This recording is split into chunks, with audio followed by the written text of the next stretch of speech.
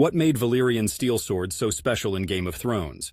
Why weren't they used more often compared to other types of swords throughout history? The legend of Valyrian steel in the Game of Thrones universe is akin to the storied Damascus steel of our own history, a material surrounded by mythology and distinctive for its strength, sharpness, and the mysterious techniques employed in its creation. In the world of Westeros, Valyrian steel boasts a near-mythical status for a couple of reasons. Firstly, the method for forging Valyrian steel was lost when the Doom of Valyria occurred, meaning no new swords could be forged, thus giving them a rarity akin to finding a needle in a haystack, or in this context, a haystack of regular iron blades.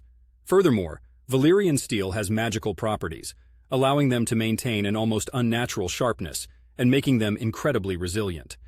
This mystical edge is evident in their effectiveness against White Walkers. Ordinary steel doesn't even come close. So why weren't they used more often? Well, aside from their effectiveness against the undead, a threat many considered a children's tale until recently, their scarcity was a key factor. These swords were heirlooms, passed down through generations of noble houses, symbols of prestige as much as they were weapons of war.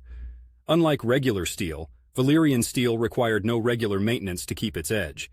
This meant that even if they were in possession of one, it was often kept out of regular combat to be preserved as a symbol of status and power. In addition, the secret forging process involved spells and possibly even dragonfire, elements you can't exactly find at your local blacksmith.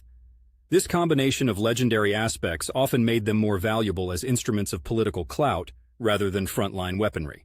And let's not forget, Valyrian steel swords were a finite resource in a world still waging wars with typical medieval armaments. One does not simply churn out Valyrian steel blades when the craft has been lost to the sands of time. Here in Portland, Oregon, where the concern with mythical blades isn't quite as pressing, I can say that the allure of the lost and the legendary always gives such items a special place in our imaginations and lore. Valyrian steel is no different. It's the fantasy world's Excalibur, a blade that not only cuts through the enemy, but slices through the very fabric of the narrative, giving those who wield it larger-than-life significance.